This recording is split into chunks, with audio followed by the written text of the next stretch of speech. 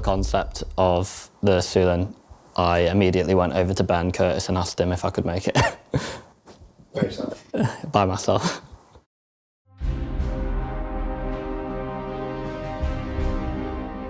Michael Oberschneider did the Raylan, and I scouted a lot in his old sketches and the first phase of the ship, and I found a pretty nice triangle sketch, and that's where we started from. We really wanted to have this feeling of grandeur. It's a relatively small ship, but all its kind of stylings and its shape, language and forms really are there to make it feel strong and impactful. And so we really tried to kind of push that as much as we can.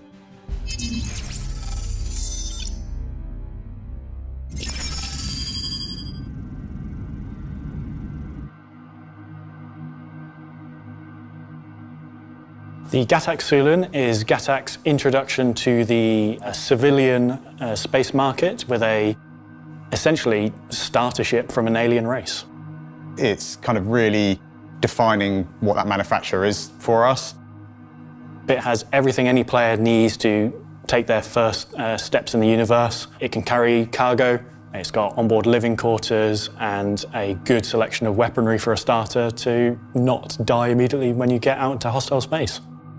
When the player first sees the Sulen, we really wanted it to feel kind of just superimposing. It's got this amazing stance where it's kind of towering above you. The Sulen is almost this monolithic structure that will appear in your hangar, unlike anything you'll have seen before. It's very dominating, almost Sith-like, dare I say it. With its vertical design, it looks completely different to any other starter ship that we've brought out before. You'll notice it's a very polished ship, very deliberate with all of its forms and shapes, but then when it comes to its mechanical structure, it's not like our manufacturers like Origin, where it's very high-end but exposed almost, more like Drake. So you'll see all the mechanisms, all the inner workings. As you approach the interior of the ship, you'll notice a little button on the side. You press that, and the wall of the exterior will cascade down into a set of stairs. You'll be greeted by like this crazy Gravlev sort of animation where the sort of wall fractures and spreads out. Something rooted in the Xi'an lore about their trivial use of Gravlev tech, and just to be able to see it like sort of do something crazy that we can't do with most of the ships is really cool. As you enter the ship, you'll be in what we call the airlock, or the ground floor, kind of like an engineering space. All the walls feel quite clean, quite sleek. You'll get quite an unusual sense of the place because of the rock materials that you've got going on that feel very alien when you walk onto a spaceship. All of the walls, the panels, fly out, separate, and reveal these crazy big component bays, an armor locker, and also a really cool weapon rack that pops out the wall using that cool grav tech we spoke about. In between two of those component bays, you'll notice the lift embedded into the floor. It's got a really cool glass floor to it, and you'll notice a nice hover plate of Xi'an text, which we've kindly translated into English for you. We wanted it to feel like it could be inhabited by both Xi'an and human. That was kind of like a design ethos we had. So you'll go on the elevator, which features both. So once you use the lift to enter the habitation deck, you'll notice a really nice small space, quite simplistic, but that's kind of like how the Xi'an like it. The Xi'an are very close to nature. We wanted to create this sort of like cave feeling in a couple of places. That was in the bed, and that's a really nice little area for you to lie down at the end of a journey. Kind of like a hab almost, like the way it kind of is embedded into the wall. Still comfortable though, I can assure you. It's a lot warmer, a lot more inviting, yet through its materials it still feels like a bit alien. On your left, you've got a bathroom. You're talking to Lloyd about the bathroom, right? The bathroom is, you could say complicated, I would say amazing in terms of design. It's definitely over-engineered. The first thing you will notice is this silver sink almost on the left-hand side. Which will serve two purposes if you know a little bit about Xi'an lore. So Xi'an poop a little bit differently to humans, so they use that, we use our toilet. The whole door breaks into a load of pieces. The toilet roll holder sort of assembles itself. With the most elaborate animation I think that's ever been put into a video game for toilets. And again, it was just sort of a show of what's trivial to them is like elegance and high-class design to us. It was just a nice little feature. We wanted to incorporate that, sort of how they would live if they were on the ship and how humans would live on the ship. As you go up into the cockpit, you then have a full open space. What I like to call the cathedral. The light cascades down and you see the seat presented to you almost like an altar. You enter the seat and you float up on your back, almost like you're about to launch into space on a rocket. And this massive mechanism of plates assemble behind you using Gravtech to hold your seat in place. Really makes you feel like a badass just before you take off. One of the best experiences in the ship is when you sit in that pilot seat and it kind of transforms and the ship moves around you to kind of put you up into a position within the canopy. With most of our ships, you sit horizontal to the gravity plane, whereas with this, you're sat on your back, kind of facing straight up to the stars. The world is a completely different angle, and it gives a completely different feel to the ship. For the art team, the vertical takeoff was great. It was one of the things that we were super keen on getting in from the very start. It may have caused a few headaches for some of the other departments that we work with. There was quite a few people that kind of doubted whether or not it was going to function. But visually, it gives such a nice kind of silhouette to the ship. I like the fact that we were applying very traditional technology in space exploration to something so advanced. Flying it is one of those things, the first time you take off in it, your brain has to do a bit of recalibration compared to every other ship in the game. If you look at the stars, you will see them going from up to down and not from left to right. Fundamentally, you still fly in the direction you're pointing. It's just that you land and take off essentially 90 degrees to what you are adjusted to. If you throttle forwards, you go up, but that's the direction the ship is pointed. Obviously, Xi'an used Gravtech quite a lot, and we wanted to make sure we leveraged that as much as possible. However, for things such as wings and thrusters, I think it's really important that we keep that to a minimum. If something's heavy, we can't rely on gravity to keep it on. It has probably the most amount of maneuvering thrusters, I think, of a ship of this size, 24. That is simply to make it one of the most agile starter ships in the game and to cover the required maneuvering angles on a ship when it transforms. So once you've taken off and you retract the landing gear, the ship transforms slightly into a more expanded state. The three main thrusters change angle, the wings change angle, and then this requires the maneuvering thrusters to sort of compensate for that. So the amount of thrusters the ship has allows it to be pretty agile regardless of state, regardless of atmosphere or space.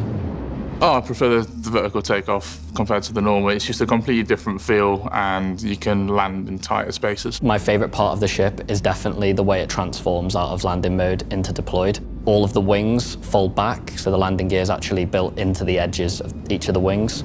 At night, it's even cooler. All of the headlights move around because they're all animated on part of the wing, and so does the light pop out of the end of the landing gear, which lights up those big pieces. Landing it requires a little bit of adjustment compared to traditional flight in Star Citizen. You deploy your landing gear as you would, the ship transforms, the landing gear comes down. But instead of landing on your belly, you essentially land on your behind. It kind of gives the nod back to some of our classic kind of modern day space shuttles, but it kind of gives a real unique experience on takeoff and landing. It takes a little bit of getting used to, but the payoff is just the way the ship flies and the silhouette of it and just the unique feeling, making it feel really alien compared to our other ships.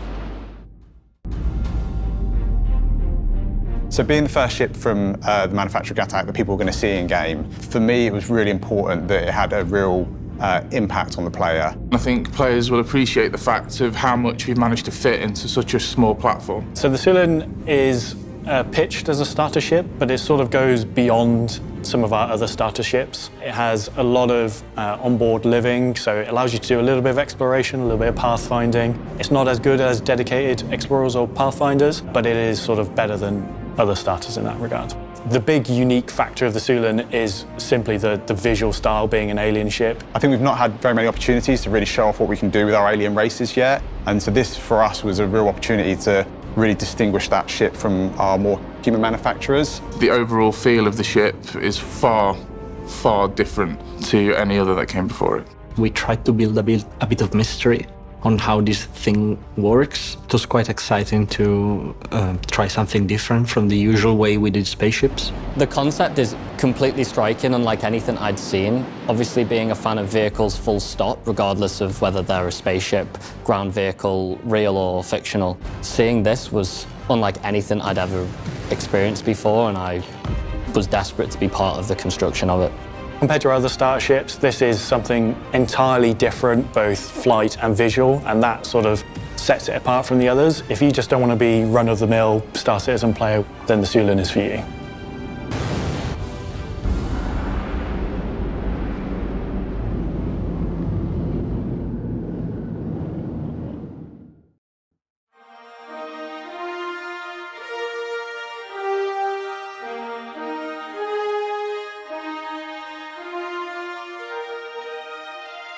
The Crusader Spirit C1 is the cargo variant of the Crusader Spirit series. It swaps out the bomb bay, the central section of the ship, for a large cargo hold. It fits some of our ground vehicles in it, and it's really very much a purpose-built kind of cargo hauler.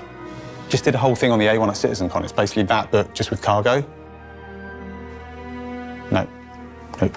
Nope. Nope.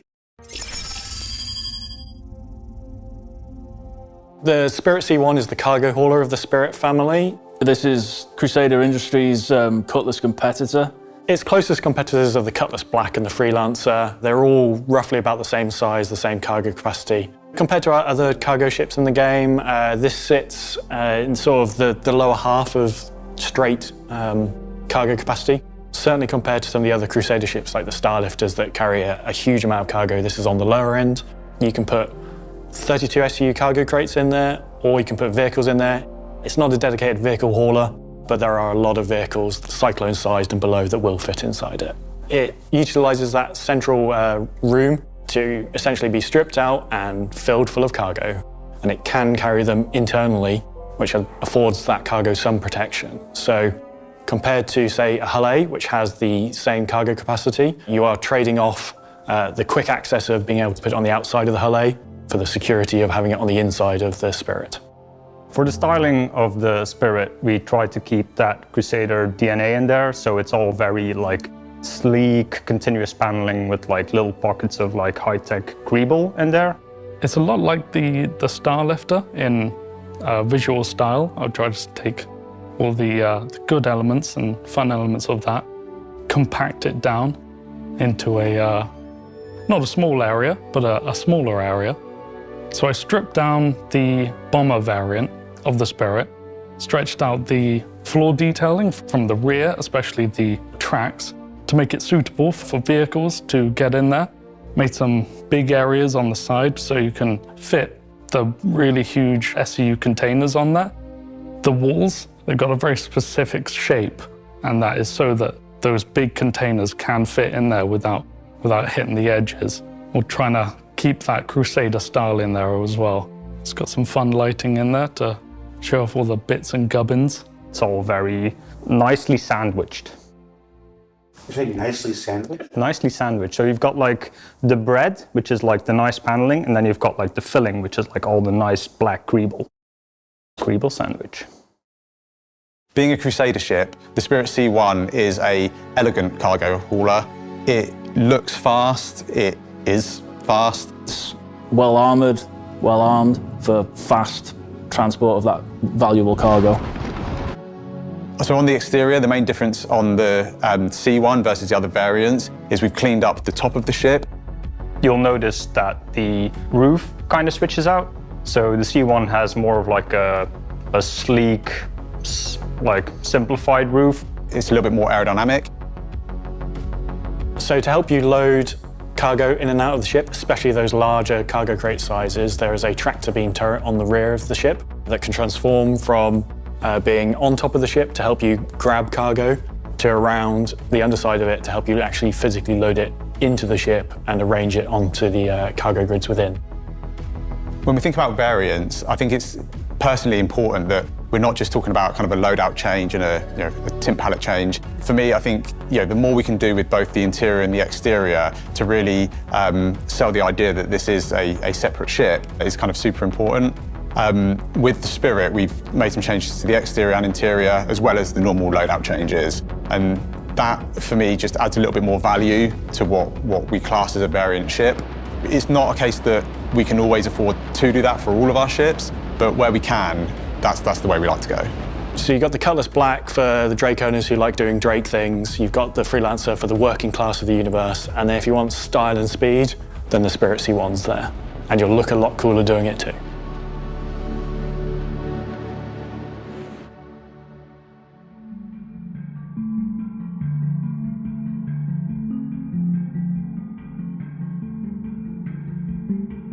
So one of the big questions we always get is, what changed from the concept and to the production model? And I think really with the Storm, Alberto just kind of nailed the concept from day one. I'm not going to say that in public.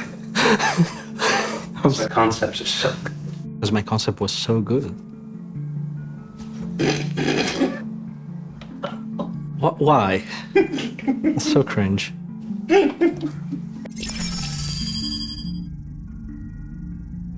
The Storm is a light tank from Tumbril that values speed and agility over raw armor and firepower. Tumbril Storm is a light scout tank, a single-seater. It's the Nova's smaller sibling. It's fast, it's light, it's still heavily gunned. It's very agile, good for recon. You can cut through canyons like a motorcycle, or you can go off jumps, and there's plenty of clearance for the player to be able to really let it rip and enjoy the terrain. Visually with the Storm, we really tried to kind of push the futuristic feel of Tumbril as a manufacturer. I think the overall design feels very much like the Batmobile from the Christopher Nolan universe, and I love that look about it. I think with the Nova, we played it fairly safe with the kind of the art style and the overall forms. Whereas with the Storm, we really want to do something a little bit new, show that Tumbril could not only deliver kind of advanced weaponry, but visually they could kind of advance what they're known for. The big kind of selling point of the Tumbril visually, for me, has got to be the tracks and the track covers and those whole pods. They really kind of help to add a feeling of dynamic movement into the vehicle. So compared to the Nova, the Storm has quite an interesting enter-exit mechanic. So the whole front of the tank opens up in some sort of mouth-like contraption. The whole front of the tank opens up and the seat kind of comes down and it kind of swallows you in. The player sits on the seat that is presented to them and then is cocooned back within the ship. When you kind of get sucked into this seat and the doors all close around you, it's just quite a unique experience. It's kind of like you're wearing it. You could say it's kind of like you're wearing it. Yeah. It's kind of got that feeling of a mech, but just the head. If you want to wear a tank, the Storm's for you.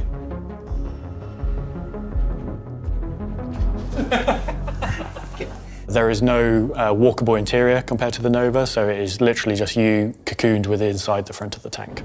And I think that really helps to make the vehicle feel super safe and secure when you're inside it. It gives you a lot of confidence that you're sat in something that's super strong and robust. The driver controls the gun and everything aboard the vehicle, whereas the Nova can operate with one crew, but is best operated with 2 or 3 to share the load between all the additional weapons.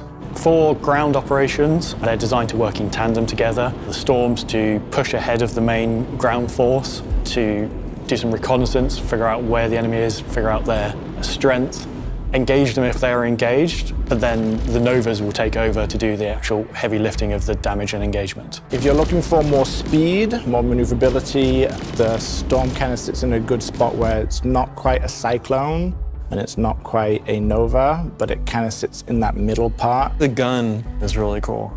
That took Nathan a couple weeks to come across, but as like one of his first projects with us, I think it was super successful. Originally, it was supposed to be shooting bullets. We converted into an energy weapon after the fact. It's just more expensive to fire bullets. I think when it comes to a laser repeater, dollars to donuts, shooting energy is much more cheaper than shooting bullets and twice as effective, so.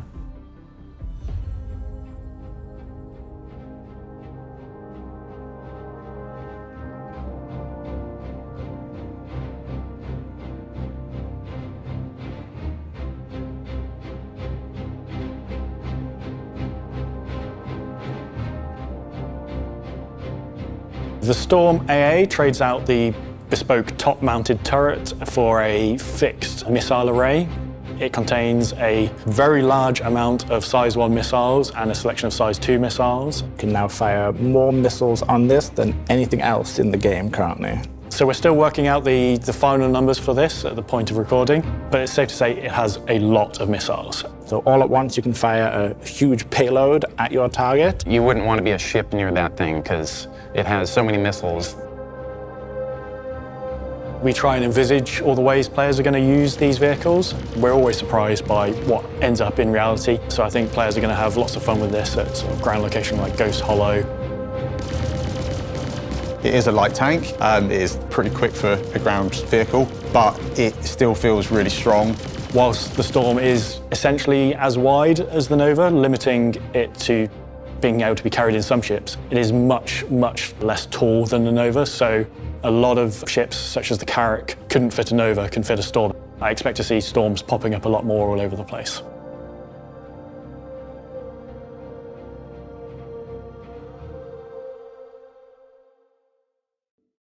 So what did we learn this week?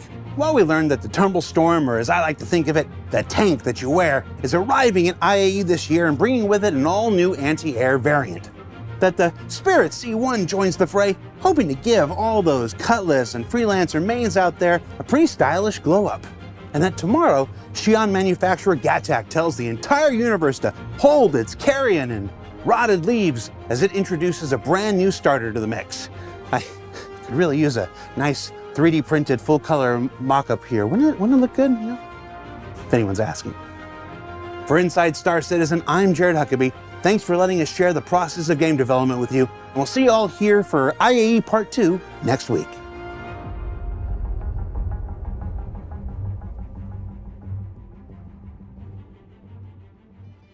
So, what did we learn this week?